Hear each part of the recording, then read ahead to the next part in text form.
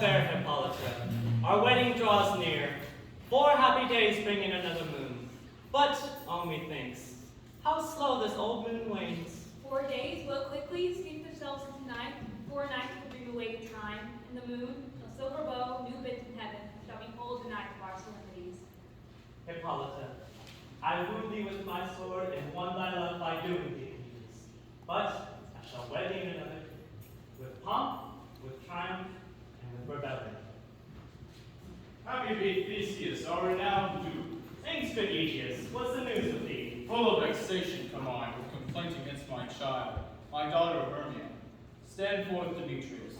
My noble lord, this man hath been sent to marry her. Stand forth, Lysander. And my gracious Duke, this man hath stole the heart of my child. Thou Lysander, thou hast given her poems, and interchanged love token with my child. Thou hast by moonlight at her window sung. With cunning hast thou filched my daughter's heart, turned her obedience which is due to me to stubborn harshness. And my gracious Duke, be it so she will not hear before your grace and consent to marry her.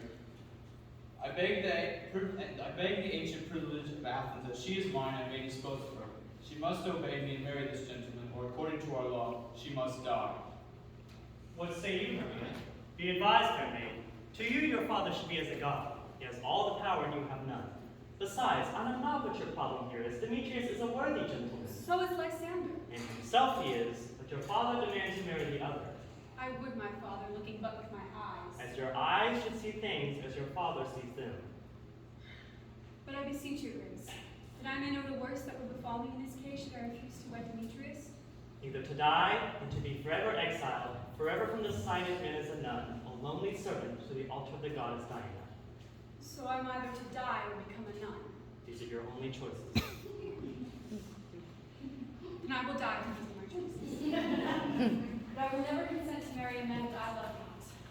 Take time to pause, and 4 days from now, the same day I marry my sweet Hippolyta, upon that day you must either prepare to die for disobedience to your father's will, or else wed Demetrius as he would. Relent, sweet Hermia, and Lysander yield, thy crazed title of my certain right. You have her father's love, Demetrius. Let me have Hermias.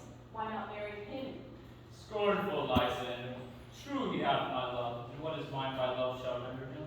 And she is mine, and all of my right of her I do estate unto Demetrius.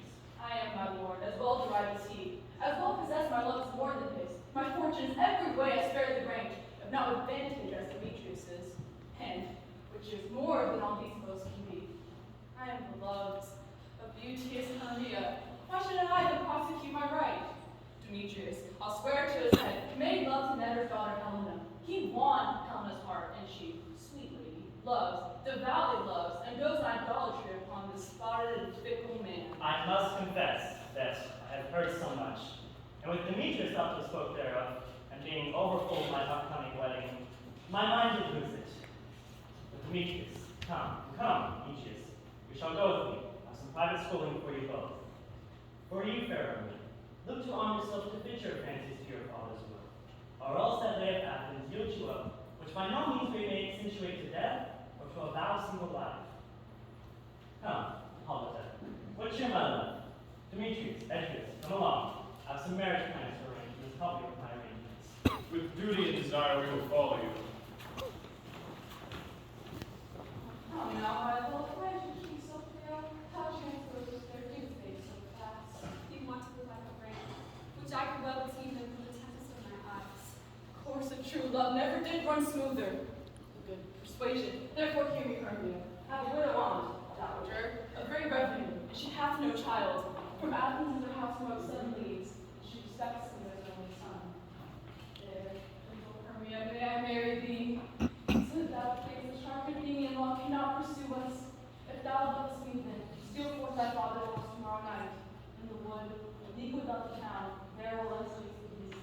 My good Lysander, I swear to thee by Cupid's strongest bow, by all the vows that ever men have spoke, and number more than the wind ever spoke. In that same place thou hast appointed me, tomorrow truly I will meet with thee.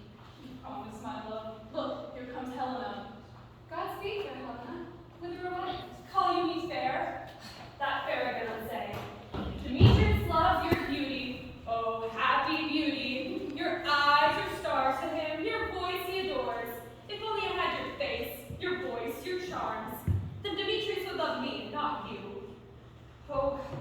Teach me how you look, and with what art you sway the motions of Demetrius' heart. I frown on him, but he loves me still. Oh, that your frowns would teach my smiles such skill. I give him curses, and he gives me love. Oh, that your prayers could such affection move. The more I hate, the more he follows me.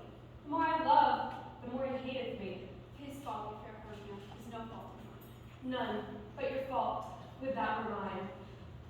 Take comfort. He no more shall see my face. Lysander and myself will escape this place. Helena, to you our minds will unfold.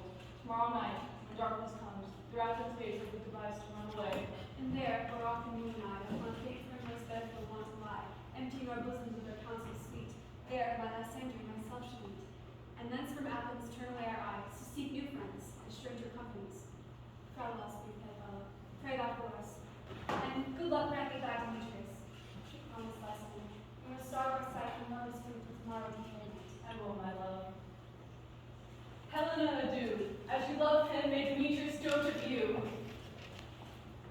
How happy does Hermia seem to be. Through Athens, I am not as fair as she. But what of that? Demetrius thinks not so. He will not know all, but he do know. And as he errs, doting on Hermia's eyes, so I err, admiring its qualities. Love looks not with the eyes, but with the mind, and therefore winged Cupid is painted blind. Nor hath love's mind any judgment taste, wings and no eyes, figure unheedy haste. And therefore, love is said to be a child, because in choice he is so oft beguiled. Before Demetrius looked on Hermia's eyes, he held down oaths that he was only mine. But when this tale so heat from Hermia felt, so he dissolved, and showers of oaths did melt. I will go tell him of fair Hermia's flight, then to the woods he will tomorrow night. Pursue her, and I will go pursuing him. I will betray my friend Hermia, because I have no choice. My love for Demetrius is so strong it makes me weak. Then to the woods, my true love, I will seek.